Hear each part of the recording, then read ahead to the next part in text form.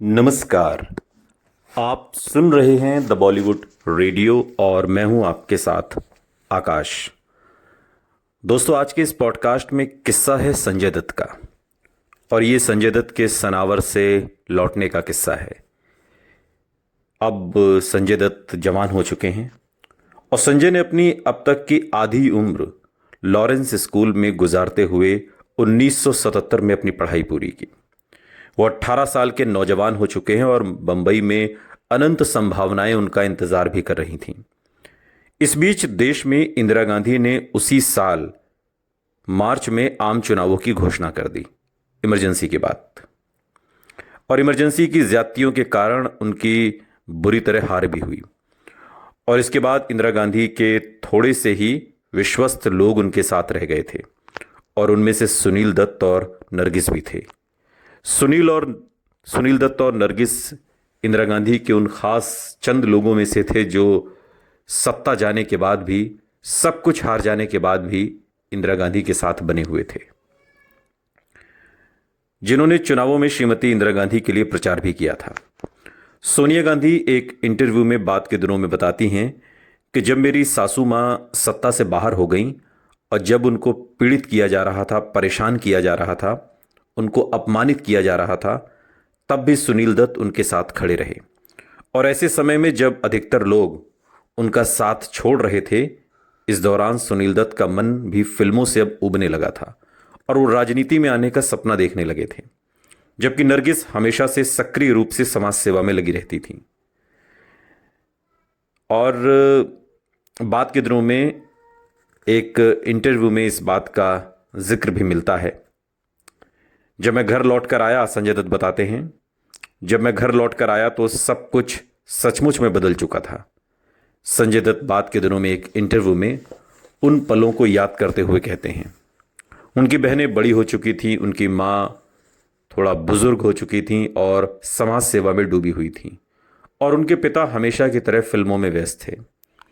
संजय अब घर के केंद्र में नहीं रह गए थे जैसे पहले थे। अब वो एक ऐसे बेटे नहीं रह गए थे जिनके आसपास सब कुछ सेंट्रिक हो, बल्कि सबकी अपनी अपनी जिंदगी भी थी और संजय दत्त को उसी में अपनी जगह बनानी थी। संजय को जहां इस बात की कमी खलती थी कि अब वो सब लोगों के ध्यान के केंद्र में नहीं थे, वहीं उस आज़ादी की कमी भी खलती थी जो उन्हें बोर्डिंग स्कूल में रहते हुए हासिल थी। माँ बाप की लगातार टोका टाकी से उनको चिढ़ भी होती थी। वो अक्सर सोचते थे कि मेरे माँ पापा मुझे या वो करने के लिए क्यों कहते हैं कि ये करो वो करो। सनावर में उनको एक आत्मनिर्भर युवा के रूप में तैयार किया गया था, जबकि घर में सभी उनको बच्चे की तरह ही देखते थे। सनावर में आप पर हर बात की जिम्मेदारी थी। अचानक आप घर आते हैं तो पाते हैं कि यहाँ माँ पापा के सख्त नियम हैं। 6 बजे के बाद बाहर मत जाओ, डिनर परिवार के साथ करो, 10 बजते ही सोने के लिए चले जाओ। अब आप सनावर में सालों रहे हों और पहले से ही वहाँ बहुत सारे कायदे तोड़ चुके हों, तो घर में भी कायदे तोड़ने शुरू होते ही हैं और आप विद्रोही भी हो जाते हैं। ये बात संजय दत्त पर बिल्कुल लागू होती है। बीए की डिग्री के लिए संजय दत्त का दाखिला एल्फिंस्टन कॉलेज में कराया गया। उनके पापा इस बात के लिए अड़े हुए थे कि चाहे संजय जो भी करना चाहते हों, उनको पहले डिग्री लेनी थी। लेकिन पढ़ाई में संजय की किसी तरह की कोई दिलचस्पी नहीं थी। वो स्टार के बेटे होने की सारी सुविधाओं का लाभ उठाते हुए आराम का जीवन जीना चाहते थे। उन दिनों संजय दत्त के एक दोस्त बात के दिनों में एक इंटरव्यू में बताते हैं कि नए नए बने ओबराय होटल के डिस्कोथेक सेलॉर में वो अक्सर जाते थे। रॉक संगीत के कार्यक्रमों में भी वो जाते थे और फिल्में भी देखते थे। जहांगीर आर्ट गैलरी के कैफे में भी वो अक्सर देखे जाते। स्कूल की तरह कॉलेज में पढ़ाई में उनकी कोई खास रुचि नहीं थी। उनके प्रोफेसरों का दावा है कि एल्फिंस्टन कॉलेज में पूरे एकेडमिक ईयर के दौरान उन्होंने उनको बस एक बार देखा था। यानी कि एडमिशन तो संजय दत्त ने कॉलेज में ले लिया, लेकिन वो कभी कॉलेज गए नहीं। संजय दत्त हमेशा से कुछ बेकाबू किस्म के थे, लेकिन जब वो बंबई में अपने घर आ गए तो वो इसको एक स्तर और आगे ले गए। वो कहते भी हैं बात के दिनों में एक इंटरव्यू में कि मैं 1 साल कॉलेज गया, वहीं ये सब शुरू हुआ। मैं ड्रग्स लेने लगा और इस तरह की लत मुझे लग गई। पीछे मुड़कर देखने पर संजय अपनी इस जीवन शैली का हिस्सा बनने के लिए कुछ हद तक अपने दोस्तों को भी जिम्मेदार मानते हैं। वो कहते हैं कि कॉलेज में मैं ड्रग्स लेने लगा। वहाँ बात ऐसी थी कि अगर आप नहीं लेते तो आपको कोई कुछ नहीं समझता, इसलिए मैंने लेना शुरू कर दिया। लेकिन मुझे धीरे धीरे फिर इसकी आदत पड़ गई। एक और इंटरव्यू में संजय दत्त बताते हैं कि मैं कॉलेज में उनमें से कुछ लड़कों से मिला जिन्होंने कहा कि ये लेकर देखो। उन्होंने कोई पाउडर निकाला और कागज़ पर रखते हुए बोले कि आपको इसे पीना पड़ेगा। जब शुरू शुरू में मैंने पिया तो मैं बीमार जैसा महसूस करने लगा। मैं अपनी हिचक को तोड़ने के लिए इसे लेना चाहता था और मैंने लिया भी। उन दिनों बंबई में ड्रग्स का चलन बढ़ रहा था और ज़्यादातर लोगों को इस बारे में अच्छी तरह से पता भी नहीं था कि उसके क्या दुष्प्रभाव पड़ते हैं। संजय दत्त ने मारिजुआना यानी एक तरीके का गांजा के साथ प्रयोग महज इसलिए शुरू किया ताकि वो भी कुछ दिख सकें, लेकिन जल्दी ही वो उसके बुरी तरीके से उसके आदी हो गए। समय के साथ Sanjay Dutt heroin, cocaine, LSD या एसिड तक लेने लगे और खुद संजय दत्त के मुताबिक जितने तरह के ड्रग्स के नाम आपने सुने हों मैंने सभी लिए हैं, लेकिन मैं कोकीन और हेरोइन लेना पसंद करता था। आप कोकीन को सूंघ कर लेते हैं, आप हेरोइन को पी कर ले सकते हैं, आप उसको सुई से इंजेक्ट भी कर सकते हैं। आधे समय तो मैं बाथरूम में ही घुसा रहता था। बाद के दिनों में संजय दत्त इंटरव्यू में उस दौर का किस्सा सुनाते हुए बताते हैं जब वो नशे में डूबे रहते थे। नरगिस का ध्यान अपने बेटे पर तेजी से आ रहे नाटकीय बदलावों की तरफ भी गया। वो बड़े भोलेपन से संजय के कमरे से आ रही अगरबत्ती की गंध के बारे में पूछती थी। उनको इस बात का कोई अंदाजा नहीं था कि ये किसी गांजे की गंध थी। नरगिस लगातार ये सोचती रहती थी कि उनका लड़का देर देर तक कमरे में बंद क्यों रहता है, उसके ये नए दोस्त आखिर कौन हैं। उनको पता था कि कहीं कुछ तो गड़बड़ थी, लेकिन अब वो जब भी संजय से बात करने की कोशिश करती थी तो वो उनके डर को खारिज कर देते और कहते कि सब कुछ बढ़िया था। भोली और न समझने वाली नरगिस अपने बेटे को बचाने के लिए कई बार सुनील दत्त से झूठ भी बोलती थी। 1988 में मूवी पत्रिका में एक बातचीत में संजय दत्त ने एक घटना का जिक्र किया जिससे ये पता चलता है कि नरगिस उनको बचाने के लिए किस हद तक चली जाती थी। वो कहती हैं कि संजय दत्त ये किस्सा सुनाते हुए कहते हैं, हमारे घर में एक अनकहा सा नियम था कि शाम में 6 बजने के बाद हमसे ये उम्मीद नहीं की जाती कि हम घर के बाहर रहें। मैं किसी तरह अपनी कार लेकर बाहर निकल जाता था। एक दिन मेरे डैड को इस बारे में पता चल गया। उन्होंने मेरी माँ से मेरे बारे में पूछा। बेचारी ने उनसे झूठ बोल दिया कि मैं सो रहा था। डैड बेडरूम में गए और जाहिर है कि मैं वहाँ पर नहीं था। वो बिना सोए मेरा रात भर इंतज़ार करते रहे और मैं सुबह में करीब 3 बजे आया और चौकीदार को ये हिदायत दी थी कि वो मुझे अंदर नहीं आने दे। ये डैड ने चौकीदार से कहा था। मुझे लगता है कि मेरे माँ बाप के बीच कहासुनी हुई थी और आखिरकार जब मुझे अंदर जाने की इजाज़त मिली, घर के अंदर आने की, तो गुस्से में मेरे डैड गाड़ी लेकर निकल गए। हम घबरा गए और उनके पीछे गाड़ी लेकर भागे और काफ़ी नाटक हुआ। तब हम उनको घर लेकर वापस आए।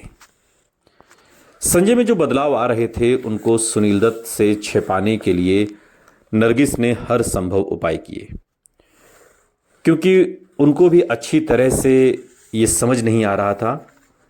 लोग जो चाहते हैं उसमें वो यकीन करते हैं और नरगिस इससे कोई अलग नहीं थी। इस बात के पूरे प्रमाण के बावजूद कि संजय नशीली दवाओं के लत्ती हो चुके हैं, वो संजय के ऊपर भरोसा करती थी। यहाँ तक कि जब कोई हितैषी नरगिस से संजय के बारे में बात करने की कोशिश करता तो उनका जवाब तैयार रहता, मेरा बेटा ना तो शराब पीता है ना ही ड्रग्स लेता है। प्रिया दत्त के मुताबिक, जो संजय दत्त की बहन है, नरगिस इस बात का इतनी मजबूती से खंडन करती थी कि एक बार मैंने माँ को अपने एक दोस्त से ये कहते सुना, जब संजय के दोस्त यहाँ होते हैं तो संजय का कमरा हमेशा बंद क्यों रहता है? ऐसी क्या बात है? उम्मीद करती हूं कि वो गे नहीं हैं। सुनील दत्त भी असलियत को समझ नहीं पाए। एक बार जब नशे की झोंक में संजय अपने पापा के साथ डिनर खा रहे थे, उन्होंने उनसे पहले ही हेरोइन का नशा किया हुआ था, संजय दत्त ने डिनर करने से पहले ही। संजय उस दौर को याद करते हुए बताते हैं कि मैं अपनी दाल में ही सो गया यार। मेरे डैड ने कहा, इसको क्या हो गया? उनको ये बात समझ ही नहीं आई कि ये क्या हो रहा था। ना समझी, चाहे जानबूझकर या किसी और कारण। खुशी की वजह हो सकती है, पता नहीं। जो भी था, आज मैं सोचता हूं तो यूं लगता है कि शायद जो हो रहा था, जो हुआ, वो अच्छा नहीं हुआ और मैं अपने माता पिता को वो खुशी नहीं दे पाया। कॉलेज में करीब 1 साल बिताने के बाद संजय दत्त ने फैसला किया कि वो पढ़ाई नहीं करेंगे बल्कि एक्टर बनेंगे। और एक इंटरव्यू में वो याद करते हुए कहते हैं कि मुझे लगा कि अभिनेता होना कितना आसान है, मैं कॉलेज में जाकर पढ़ाई क्यों करूं। मैंने डैड से कि अब मुझे पढ़ाई नहीं करनी है, मैं एक्टर बनना चाहता हूं। और ये सुनकर वो बहुत दुखी हुए। उन्होंने कहा कि तुमको डिग्री लेनी है, तुम्हें ग्रेजुएट बनना है, मुझे कोई परवाह नहीं, तुमको क्या लगता है कि एक्टर बनना मजाक है। लेकिन संजय ने, जो जिद्दी थे और उनको अपनी बात मनवाने की आदत थी, हार नहीं मानी और आखिरकार थक हार कर सुनील दत्त ने बेटे की ख्वाहिश के सामने हार मान ली। लेकिन एक शर्त पर, संजय को इस काम को गंभीरता से लेना होगा और एक्टर बनने के लिए ट्रेनिंग लेनी होगी। सुनील दत्त का ऐसा मानना था कि एक्टर बनना कोई बच्चों का खेल नहीं है, इसलिए उनको उच्चारण, घुड़सवारी, कराटे, डांस आदि के प्रशिक्षण की जरूरत थी, जो बॉलीवुड के हीरो बनने के लिए बहुत बुनियादी जरूरतें मानी जाती हैं। अगले साल संजय की ट्रेनिंग शुरू हुई, लेकिन वो रुक रुक कर आगे बढ़े। वो ड्रग्स छोड़ नहीं पा रहे थे। संजय की लापरवाही का मतलब यह था कि नरगिस अब और झूठ बोलकर नहीं रह सकती थी। उनको कोकीन या हेरोइन, गांजा या कोई अन्य ड्रग्स के थोड़े बहुत अंश अब मिलने लगे थे और इस तरह से उनको इस बारे में भी पता चला। और वो याद करते हुए कहते हैं इन तमाम बातों को। लेकिन नरगिस को समस्या की गंभीरता का अंदाजा हुआ तो उनको ये नहीं समझ आ रहा था कि वो इस मामले से किस तरह निपटें। नरगिस की भतीजी रेहाना ने एक इंटरव्यू में बताया कि बुआ बहुत दुखी थी। वो कहती थी कि मैं संजय से परेशान हो चुकी हूं, देख लेना, या तो मैं पागल हो जाऊंगी या फिर एक दिन ये मुझे मार डालेगा।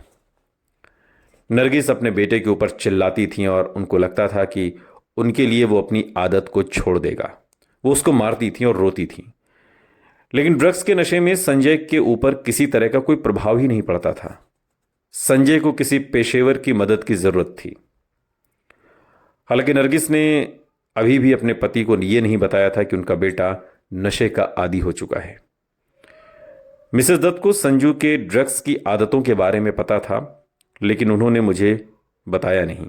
बात के दिनों में सुनील दत्त नरगिस पर बात करते हुए कहते हैं, संजय अक्सर लड़ाई झगड़े करने लगे। उन्होंने बातचीत करना बंद कर दिया और या तो अधिकतर वक्त अपने नशेबाज दोस्तों के साथ बिताते थे या घंटों अपने कमरे में बंद रहते थे। नरगिस को ऐसा लगता था कि फिल्मी पेशा रामबाण का काम करेगा और वो जादुई रूप से संजय को नशे की आदत से मुक्त करा देगा। उनको ऐसा लगता था कि संजय की आदतें गलत संगत के कारण आई हैं और एक बार फिल्मों में आने के बाद वो इतना बिजी हो जाएगा कि उनकी आदतें अपने आप सही हो जाएंगी। सुनील दत्त को इस बारे में कुछ पता नहीं था कि मामला कितना संगीन था और वो संजय की पहली फिल्म की तैयारी कर रहे थे और ये न जानते हुए कि संजय को तो ड्रग्स की आदत लग चुकी है। सुनते रहिए द बॉलीवुड रेडियो, सुनता है सारा इंडिया।